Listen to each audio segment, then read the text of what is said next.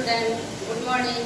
हम लोग पढ़ रहे हैं क्लास 10 के बायोलॉजी का लेसन 3 जिसका नाम है जीव जनन कैसे करते हैं।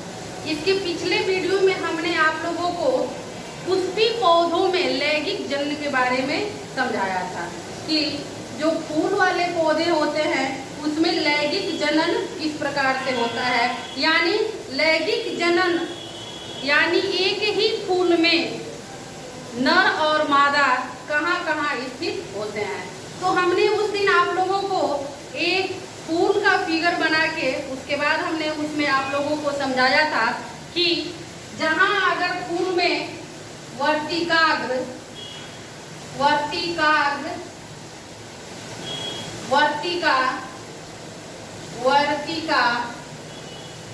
तथा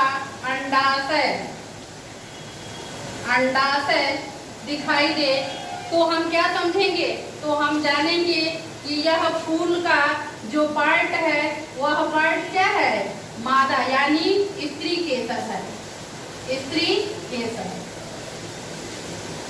यानी फूल में ही जहां हमें वर्तिका और अंडाशय दिखाई दे वह फूल का स्त्री केसर भाग होता है, यानी उसका मादा जनन अंग होता है। उसके बाद हम देखते हैं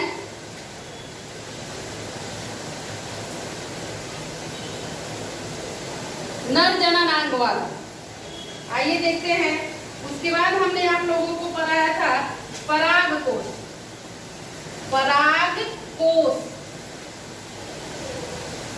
उसके बाद दल, तीसरा है पंखुड़ी, बाह्य दल भी होता है। तो परागकोश अगर पौधे के फूल के जिस पार्ट में होगा वह पार्ट फूल का क्या होगा, नर भाग होगा, यानी उसको कहते हैं पुंकेसर। उसको क्या कहते हैं, इस तीनों को मिला के हम लोग कहते हैं पुंकेसर, यानी यह फूल का नर जनन भाग है। और वर्तिका और अंडाशय तीनों को मिला के हम लोग कहते हैं स्त्री केसर। यानी एक ही फूल में लैंगिक जनन किस प्रकार से होता है। आइए आज हम यहाँ पे फिगर बनाए हैं वर्तिकाग्र पर परागकणों का अंकुरण, यानी इस फूल पे कैसे वर्तिकाग्र से परागकणों पे अंकुरण होता है। इस फिगर को समझने के पहले हम एक बार स्वपरागण और परपरागण के बारे में जान लेते हैं कि स्वपरागण क्या है और परपरागण क्या है।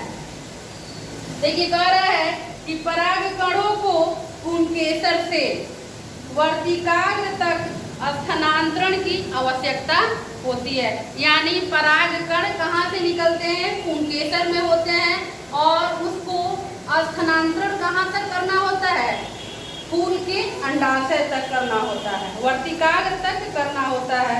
यदि परागकणों का यह स्थानांतरण का मतलब होता है एक जगह से दूसरे जगह जाना।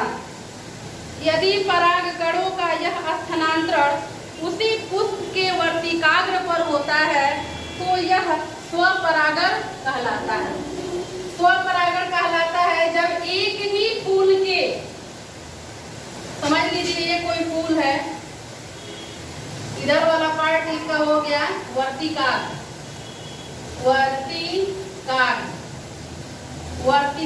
और इधर हो गया परागकण। जब यहाँ के परागकण इस वर्तिकाग्र पर आ जाएंगे तो यहाँ जो निषेचन की प्रक्रिया होगी वह स्वपरागण होगी। स्व माने सेल्फ, माने उसमें कहीं किसी वाहक की आवश्यकता नहीं है, इसलिए इस परागण को हम लोग क्या कहते हैं, स्वपरागण कहते हैं। परंतु एक पुष्प के परागकण दूसरे पुष्प पर स्थानांतरित होते हैं, लेकिन जब एक पुष्प के परागण दूसरे पुष्प पर स्थानांतरित होते हैं तो उसे परपरागण कहते हैं। मान लेते हैं ये एक फूल है, इस पर का परागण निकल के यहाँ एक दूसरा जो फूल है उस पे आ गया, तो किसी वाहक के द्वारा ही आएगा, और वाहक हवा हो सकता है, और हो सकता है भौरे हो सकते हैं, तितली हो सकते हैं, या पक्षी भी हो सकते हैं। जैसे ही कोई पक्षी अगर इस फूल पे आके बैठा तो यहाँ के परागकण उस पक्षी के पैर में सट जाएंगे। संभवतः अगर वही पक्षी इस फूल पे आके बैठा तो यहाँ के परागण आके यहाँ पड़ गए। तो ये ऐसे परागण को हम लोग क्या कहते हैं? पर परागण, माने दूसरों के द्वारा किए गए परागण को क्या कहते हैं? पर परागण कहते हैं। तो उसे पर परागण कहते हैं। एक पुष्प से दूसरे पुष्प तक परागकणों का यह स्थानांतरण वायु, जल अथवा प्राणी जैसे वाहक द्वारा संपन्न हो जाता है। अब देखिए, ये जो पर परागण होता है उसके वाहक होते हैं वायु, जल, प्राणी, यानी मनुष्य। वायु जल प्राणी हो सकते हैं,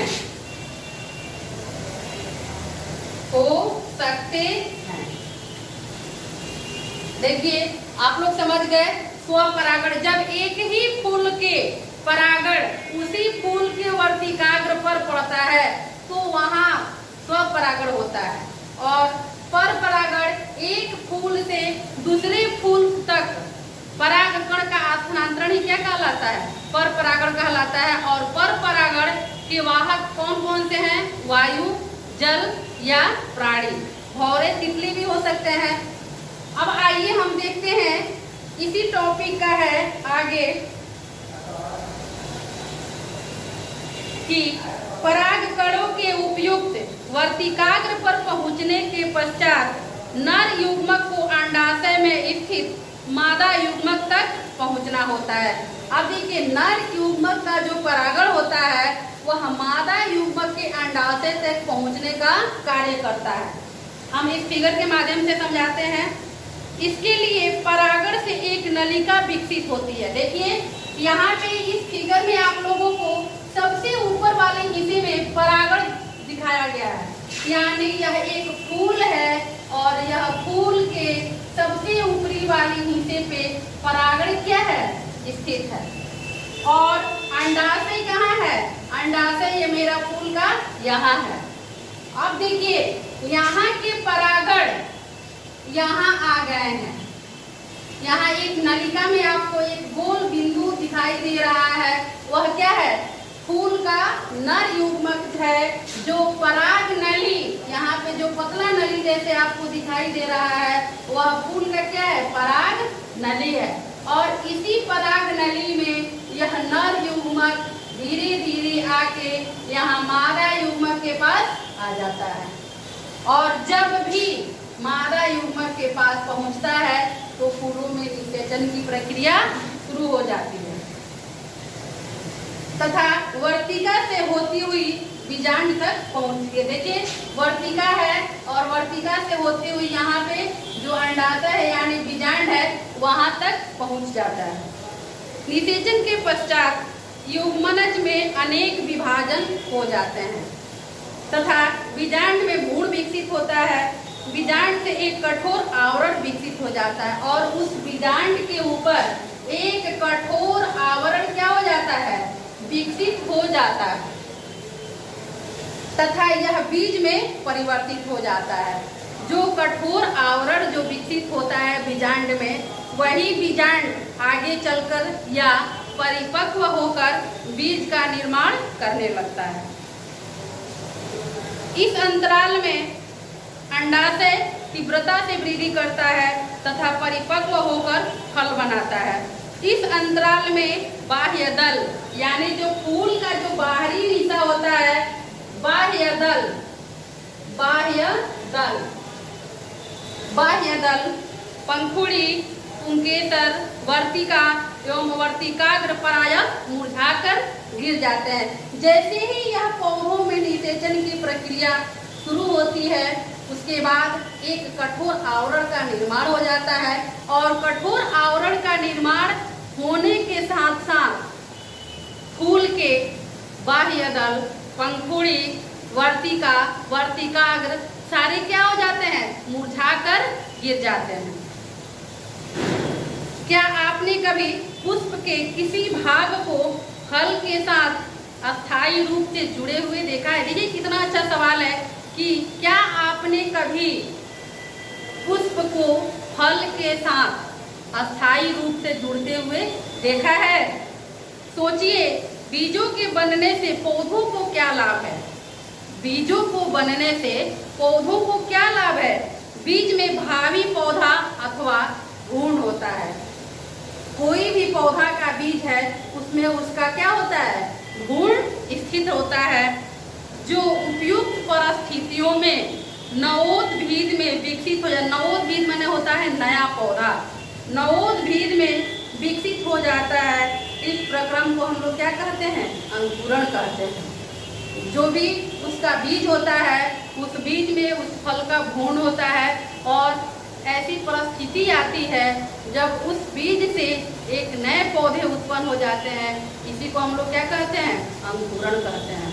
तो ये था फूल, और हम आप लोगों को बताए कि कैसे परागकण वर्तिकाग्र से होते हुए नर युग्मक और पराग नली से होते हुए यहाँ आके यहाँ पे इसके निषेचन की प्रक्रिया हो जाती है, जिसके फलस्वरूप पौधों में क्या हो जाता है? फल बनना प्रारंभ हो जाता है। और हमने आज सीखा स्वपरागण के बारे में और परपरागण के बारे में। तो आज के वीडियो में हम इतना ही रहने देते हैं। इसके बाद आगे हम आप लोगों को नेक्स्ट टॉपिक बताएंगे। तब तक धन्यवाद।